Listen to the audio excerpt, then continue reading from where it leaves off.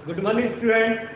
कक्षा 8वीं में विज्ञान विषय में हम अध्याय 5 पढ़ रहे हैं। अध्याय 5 में आज हमें पढ़ना है क्रियाकलाप 5.2। तो इस क्रियाकलाप को पढ़ते हैं। सबसे पहले तो आपको इस क्रियाकलाप को अच्छी तरह से 2 से 3 बार पढ़ लेना है, तभी यह आपको समझ में आएगा। हम इसको समझाते हैं। तो देखिए, इसमें कहा गया है कि कुछ पात्र लीजिए। पात्र से मतलब यहाँ कि आप छोटे छोटे प्लास्टिक के डिब्बे ले सकते हैं।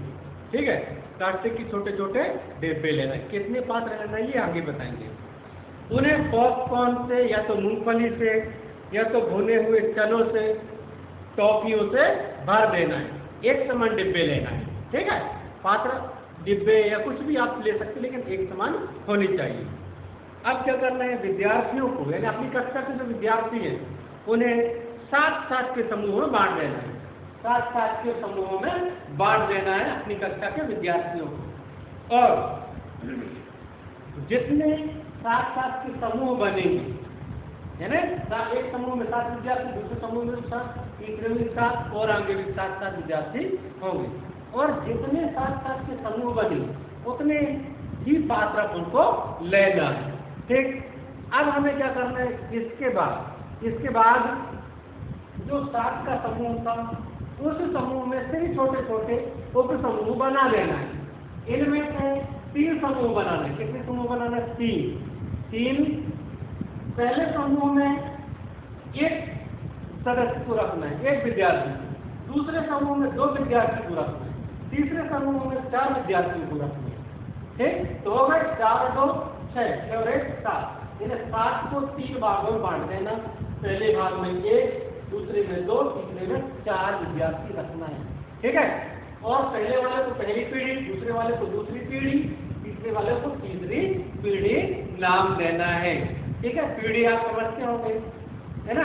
पीढ़ी जैसे कहते पीढ़ी दर पीढ़ी, यानी बढ़ते हुए क्रम में। ठीक, चलिए तो और आगे अब पढ़ते हैं क्या है इसमें। अब ये जो समूह है, उप समूह, इन्हें हम उपभोक्ता कह सकते हैं। क्या कहते हैं? उपभोक्ता या उपयोग करने वाले। जो हम पात्र रखेंगे टॉफियां वगैरह, तो उनका उपयोग करने वाली ये उपभोक्ता है। क्या है? उपभोक्ता है। ठीक है, अब इसमें लिखा है कि जनसंख्या में वृद्धि के साथ साथ दूसरी और तीसरी पीढ़ी में उपभोक्ताओं की संख्या अधिक है। तो स्वाभाविक सी बात है, पहली पीढ़ी में 1 सदस्य, दूसरी में 2, तीसरी में 4। यानी हम पहली पीढ़ी की अपेक्षा देखें तो दूसरी में ज्यादा है, दूसरी पीढ़ी की अपेक्षा देखें तो तीसरी पीढ़ी में ज्यादा उपभोक्ता है। स्वाभाविक सी बात है ना। चलिए और आगे देखते हैं। अब हम क्या करेंगे, प्रत्येक समूह के लिए मेज पर एक पूरा भरा पात्र रख दीजिए। यानी प्रत्येक समूह के लिए जो एक छोटा पात्र, छोटा डिब्बा हमने लिया है वो रख देना है।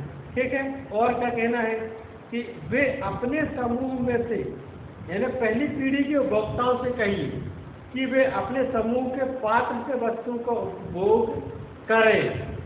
ठीक है, चलिए देखिए क्या करना है। पहले इसको समझते हैं। तो हमने इस समूह को, यानी इस समूह के लिए एक पात्र रख दिया। मान लीजिए कि वो पात्र मूंगफली या पॉपकॉर्न से भरा हुआ है, ठीक है, या टॉफी से भरा हुआ है। तो एक पात्र हमने इसको रख दिया। अब कहा कि पहली पीढ़ी पहले उसे उपयोग करेगी। क्या करेगी? पहली पीढ़ी पहले उस पात्र में से टॉफियां निकालेगी। ठीक, उसके बाद जो बचेंगे फिर दूसरी पीढ़ी जो कहेंगे वो निकालेंगे। उसके बाद कहेंगे तीसरी पीढ़ी उसमें से टॉफियां निकालें।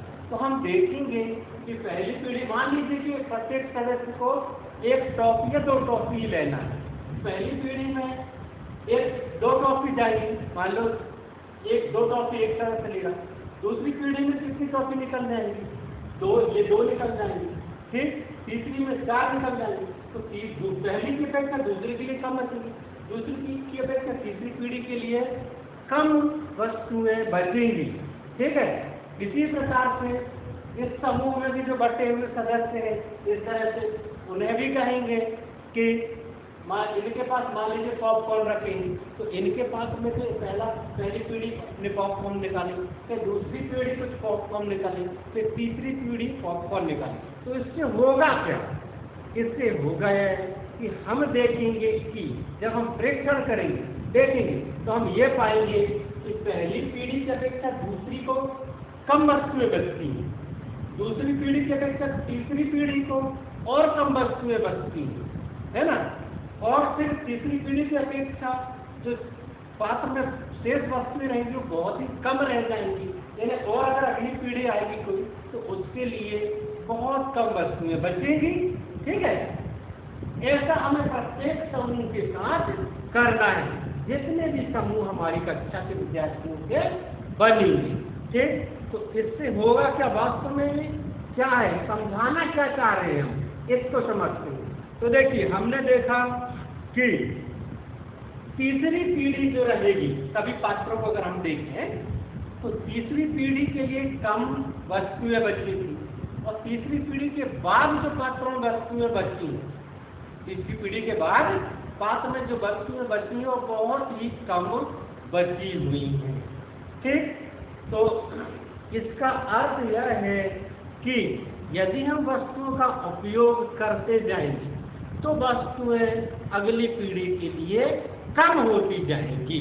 ठीक, तो जनसंख्या वृद्धि के बारे में समझाया गया इसमें कि जनसंख्या वृद्धि अधिक होगी, वस्तुओं का उपयोग अधिक होगा, तो आने वाली पीढ़ियों के लिए वस्तुएं कम बचेंगी। क्या होंगी? बहुत ही कम वस्तुएं बचेंगी। ठीक, तो इसी क्रम में थोड़ा सा और हम जानेंगे, नेक्स्ट वीडियो में हम जानेंगे कि और आगे क्या होगा इसमें। ठीक है, तो आज के लिए इतना ही काफ़ी है। Thank you.